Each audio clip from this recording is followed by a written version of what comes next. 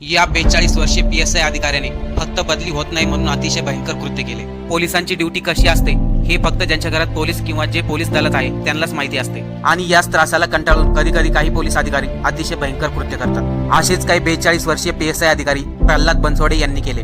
नेमकं काय घडलं हे पाहण्या अगोदर चॅनलवरती नवीन असेल तर सबस्क्राईब आणि फॉलो नक्की करा। प्रल्हाद बनसोडे हे मूळचे जळगावचे रहिवासी आणि सध्या बनसोडे मुंबईच्या सांताक्रूज पोलीस ठाण्याच्या हद्दीमध्ये कार्यरत होते। 42 वर्षीय बनसोडे हे कालिना बॉम्ब शोध पथक याच्यामध्ये कार्यरत होते। ते आजाराने ग्रस्त असल्यामुळे त्यांना त्यांच्या मूळ गावी जळगावला बदली करायची होती, परंतु त्यांची बदली काही लवकर होत नव्हती। त्यामुळे या PSI अधिकाऱ्याने 28 तारखेला आपल्या राहत असलेल्या वस्तीच्या टेरेसवरती जाऊन त्यांनी स्वतःचे जीवन संपवले।